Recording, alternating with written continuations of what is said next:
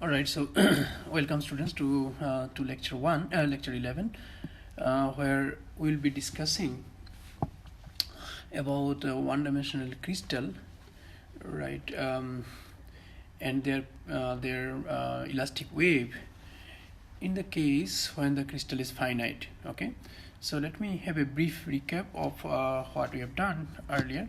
Right, so what we have done is the lattice, we looked at the lattice vibration and the vibrational mode for an infinite crystal, infinite one-dimensional lattice. Okay, one-dimensional lattice, right? So where we have assumed that the atoms, right, are linearly arranged as a chain, right? And we have used we have assumed that these are kind of ball spring kind of arrangement. If you remember the last lecture, right? And what we have discussed is their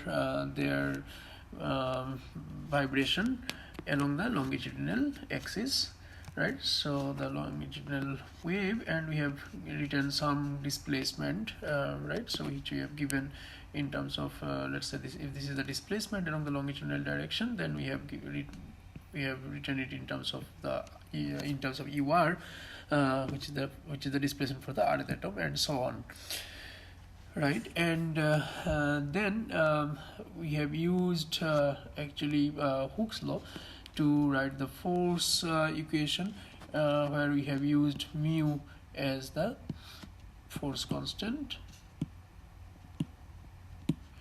with u as the force constant, mu is the force constant and u is the displacement. We have written a plane wave, right? So what we have mentioned is that if the atoms they vibrate with a small amplitude simple harmonically along the longitudinal direction, right? So that can be assumed as a transmission of a plane wave in the x direction, right? And this displacement of these atoms or these lattice points here can be written in terms of the plane wave solution. So minus I, or let me write it the other way around. So I think this is what we have written here, I kx minus omega t, right? So this was the displacement that we have used, right? And then by doing the derivative of this, right, with respect to t, then we have found the we have written the equation of motion, and from there we have determined omega equal to 2 root over mu by m sine of q by 2, right? So where q is the wave vector of the lattice wave. Okay, right? So this is what we have done in the last class, and this is the dispersion relation that we have discussed in details, right? So we have drawn if you remember, we have drawn the dispersion relation, and we have seen that the dispersion relation goes shows a maxima, right? So omega, which shows a maxima. So so this is the maximum omega,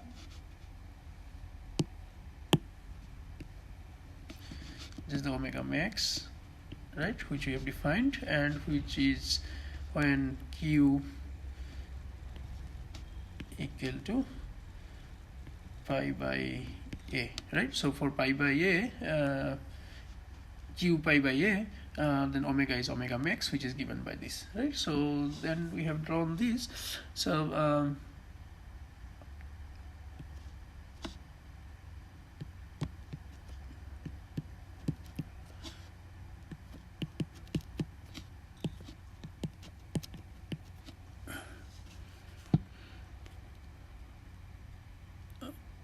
All right, so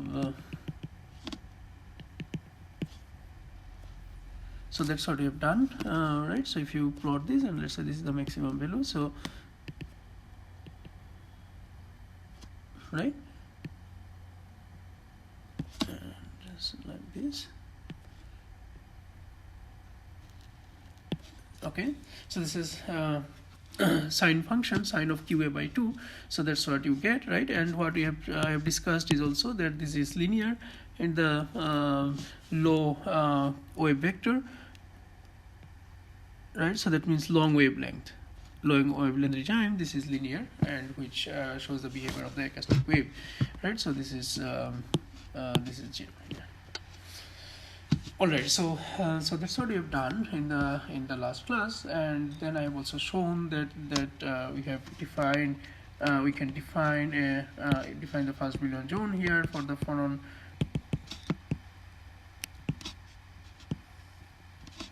right? And I have also explained that why defining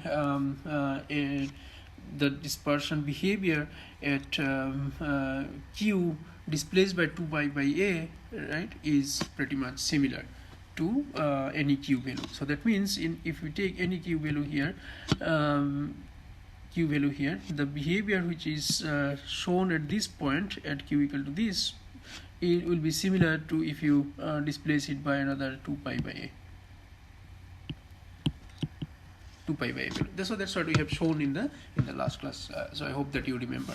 Now today what we want to do is we want to go a little bit closer to the realistic sample material. In any case, we have considered the one-dimensional chain, right? So one dimension is not the usual lattice that you will immediately see, but for the simplicity of our understanding, we are using that one-dimensional lattice. The one point which I have mentioned in the last class is that we are considering the longitudinal vibration, but of course the lattice can also vibrate in the transverse direction also, right? So we are considering the longitudinal in this case to understand the longitudinal behavior. So now what we are trying to see in this case today is that you take the same lattice. Now the lattice which we've just discussed, or discussed in the last class, which is an infinite lattice. So that means that all the atoms that we have shown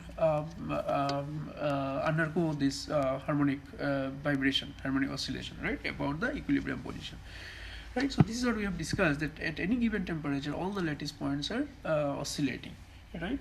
And we are trying to find out the dispersion, that is omega versus q value. Now, in reality, the lattice is not an infinite system, but it's a finite system, right? If you take any crystal, any material, that's a finite system, and that means that the atoms at the boundary, they are not moving, or they are not not undergoing these longitudinal oscillations as the bulk atom. So what do I mean by this? So let me draw this here. So we have similar atoms, right? And again, they're connected by this spring kind of arrangement, right? So this is the equilibrium position of the of this lattice, and now what we are considering here is that this lattice, this is a finite system, 1D lattice, right? And because it is finite, these two edge atoms, this one and this one, these are fixed, right? So as if they are clamped.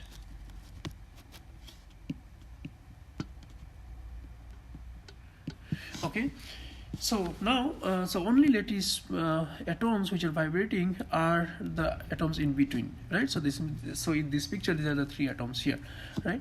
And the other edge atoms are fixed.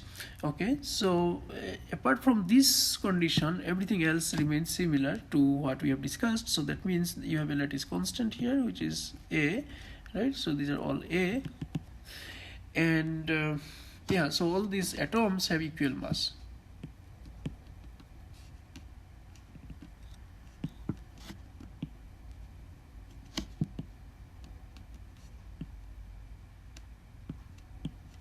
Okay. Alright, so in this case, now we are trying to see, because this is closer to the realistic sample. Of course, this is one-dimensional case, but let us now try to understand what happens in this case, right? So, so what we do here is that that we look at the boundary condition. So that means, so let us now consider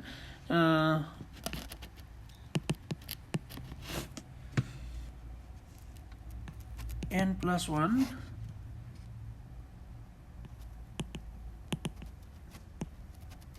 similar atoms. So that means, so we consider this as the first one as the 0th atom.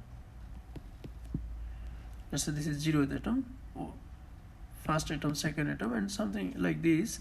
And then we go on, and then we say this is the nth atom. So this is the nth atom. So altogether there are, now since we are starting from 0, so altogether there are n plus 1 atoms.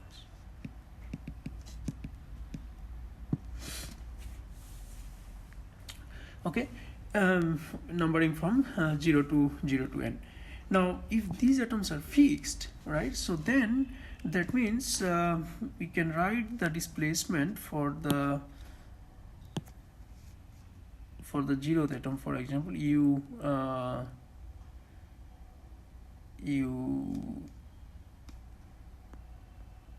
okay, so let me write the general equation for the displacement. Let's say this is for the nth atom, okay, in any time t. Okay, so now we are going to write this. So remember that that in the, when these were not fixed, right? So when all the atoms undergo vibration, yeah, along the longitudinal direction, we have written this in terms of e to the power I minus I omega t minus kx, right? So that is what we have written earlier, right, where x is x equal to n times a, right? Because if you consider your origin at the 0th atom, so at for the nth atom, the distance x will be n times a, right?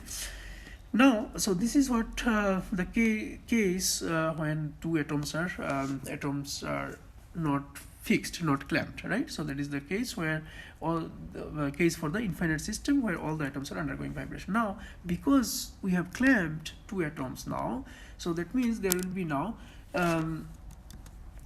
this wave traveling towards this lattice wave that is traveling towards right will be reflected from the edge atom, and another atom, another wave will be traveling towards the left. So that means then, so under this case, for this finite one-dimensional case, so this is the case for the infinite system. Now for finite 1D lattice, as we discussed, so we can we'll write a un t. So that means we have a wave traveling towards right and another traveling towards left, so forming a kind of a standing wave in this case. So now we write it a to the power minus I omega t minus so it's actually qx, right? So minus q n times a, right, and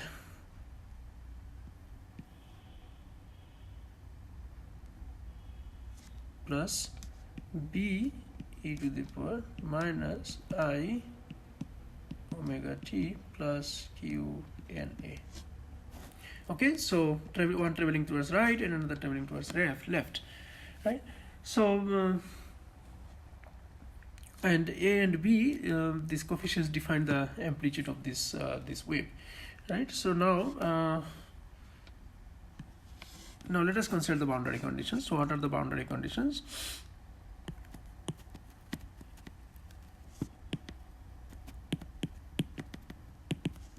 Boundary conditions are u for the 0th atom at any time t equal to 0, right? Because this is clamped and this is not moving, so the displacement is 0. And the other boundary condition is u for the nth atom, right? The last atom 0 equal to 0, right? So these are the two edge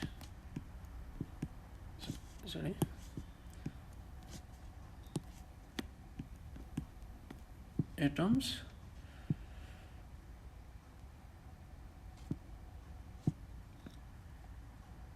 which are fixed at their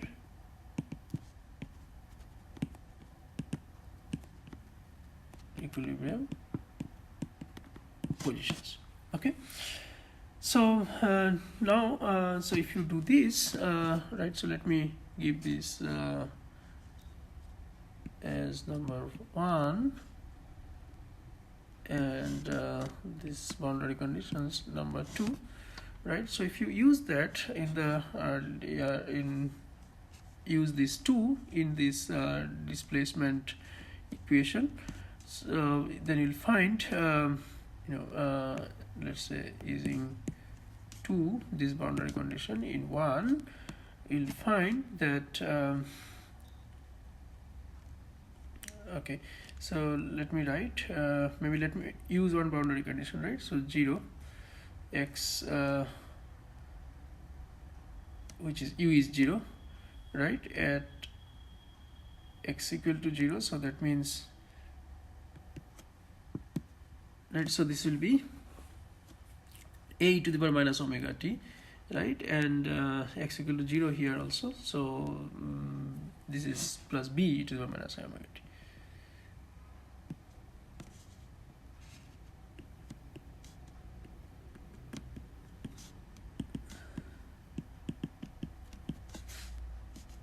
Okay, so this gives you this condition, a equal to minus b. Okay, so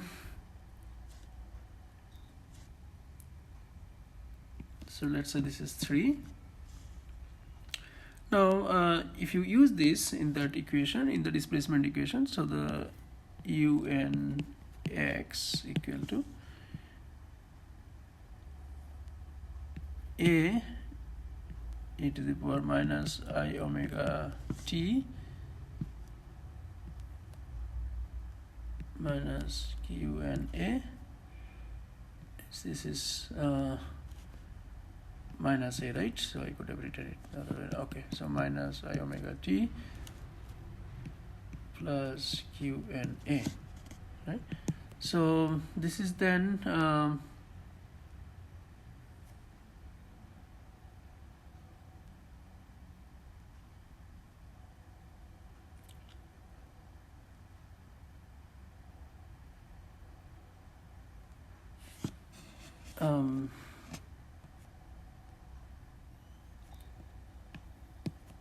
a into the power minus I omega t, right? And then you have e I q n a minus e minus I q n a, right? So this is then the sine function, right? So if you know so this is sine q n a by half this part, right? And here also you have both the sine and real and imaginary part. Now since this has to be real, right, now real, so you can do that, and then you find real part of u and x will be then 2a sine of q and a sine of omega t, right? So that means u and x is this, sorry, u and not x, sorry, this will be t, right? We are talking about t.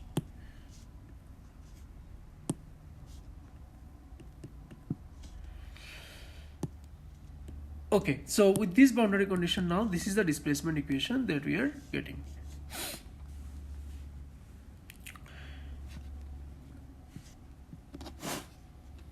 Okay, so so this represents the standing wave,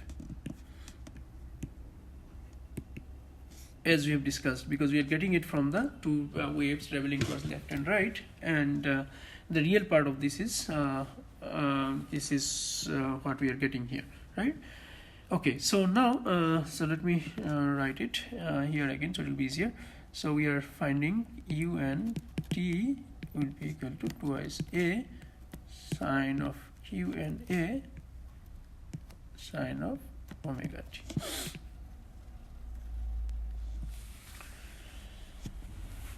Okay,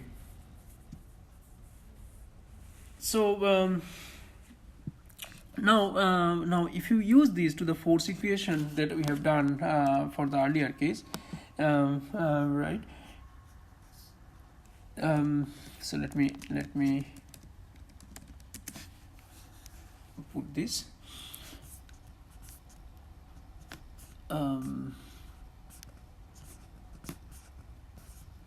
In the force equation that we have earlier written, right? So for the infinite crystal, we have found out minus m omega square u for the rth atom, right? Mu u r plus 1 plus u r minus 1 minus 2 u r. So this is the last class, right? So you remember, hope you remember. So now from there, now if you use these displacement, so you remember this is the displacement we are getting when there is a standing wave, right? Not the traveling wave. So now if this standing wave, if we use these in this equation, right? So then you get the similar dispersion relation. This will result, so I'm not doing that, just check that yourself, so you will get the similar result.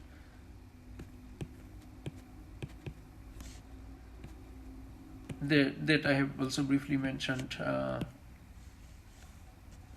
while doing the recap at the beginning, right? Okay, so this is the same dispersion relation we are getting. So that means, what it means is that dispersion relation actually doesn't change depending on the two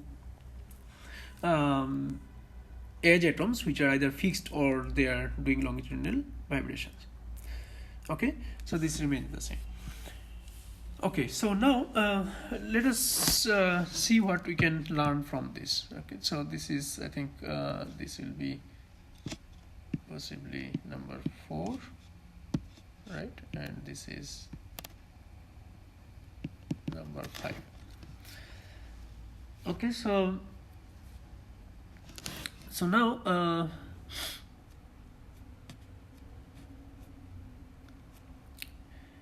so Q is limited to 0 to pi by a,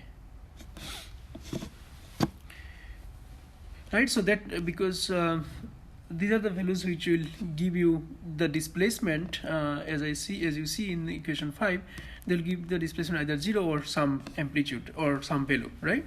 So now the second boundary condition says our second boundary condition says UN. So this we get from the first boundary condition.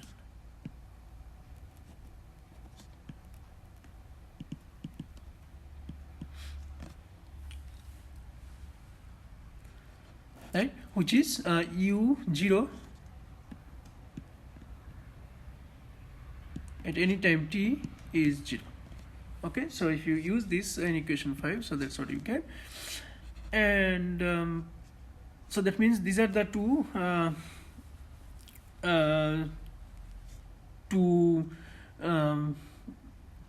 values within which Q lies, right? So this is what. And for the second boundary condition, which is UN, and for the nth atom at t equal to 0, right? So what we find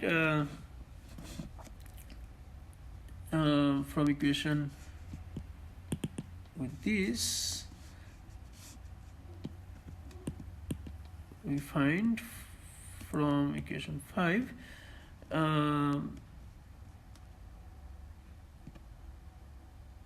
sign of q and a must be 0, right? So this implies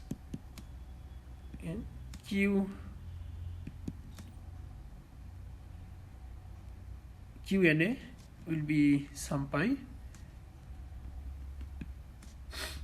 m times, so m pi, where m is in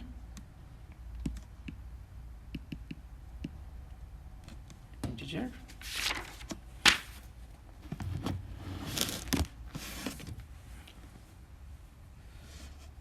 So now so what we find is q equal to m times pi by na.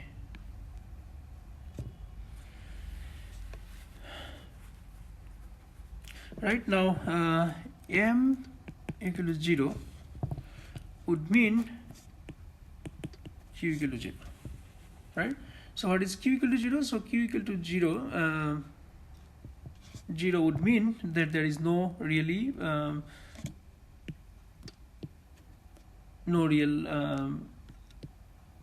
wave, acoustic wave, right? Because there is not, and this would mean ultimately that there is no displacement, which is not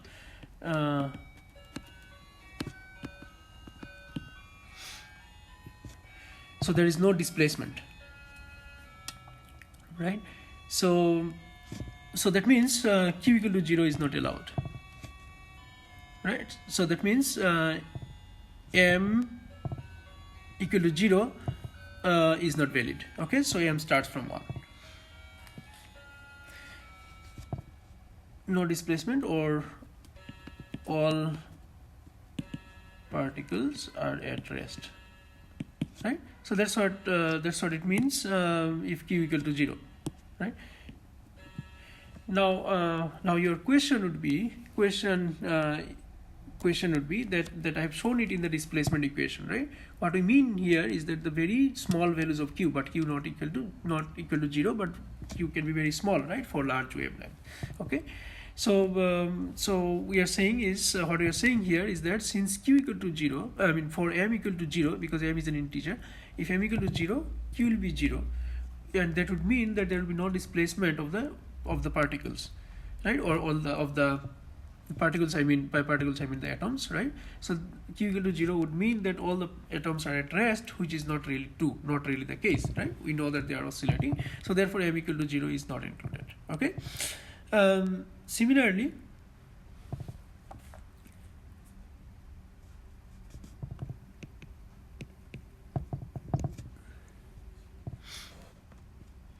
for maximum value of q,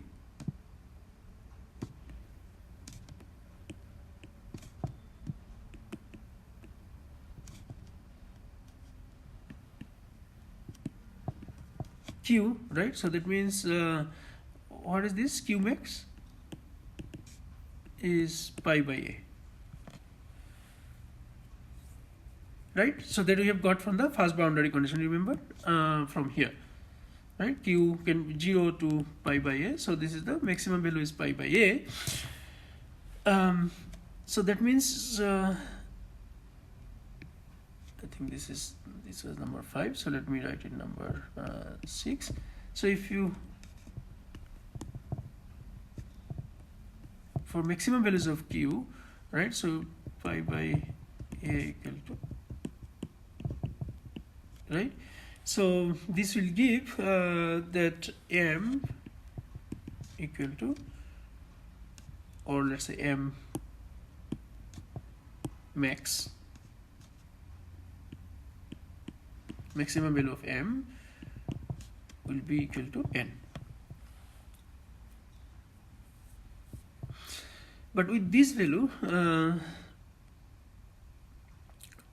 with the maximum value, right, we know that this is the last particle, right, which must be excluded.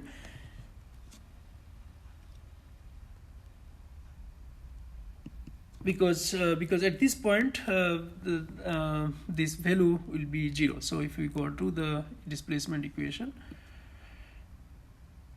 right, if now maximum value of q, right, so if you put it here, q is pi by a, right, and n is n here, so this is then this will lead to q equal to 0 for all the atoms again here in this case, right?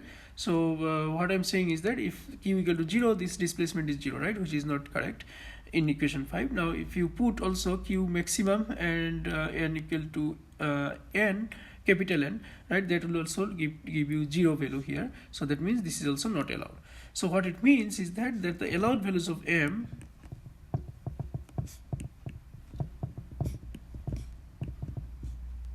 would be starting from 1, 2, etc. up to n minus 1.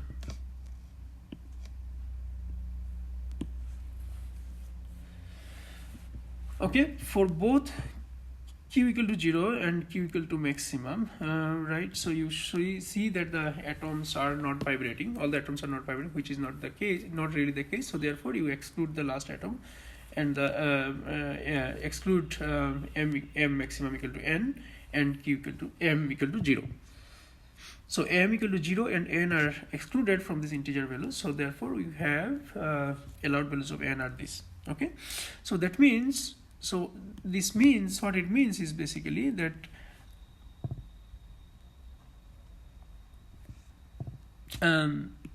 so since q equal to m pi by na,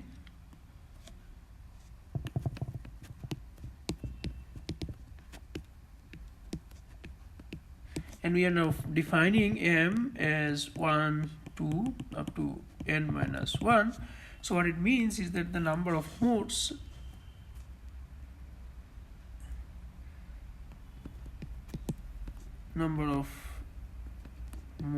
of vibration, right? So number of modes means that is number of q values.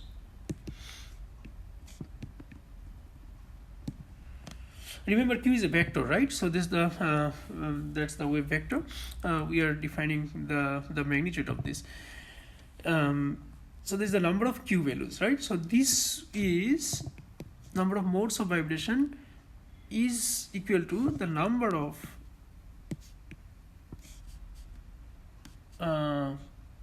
free, not really free, but let's say movable atoms. Let me put it this way. So you understand what is movable means, right? So what we are seeing is that q is m pi by na, where m is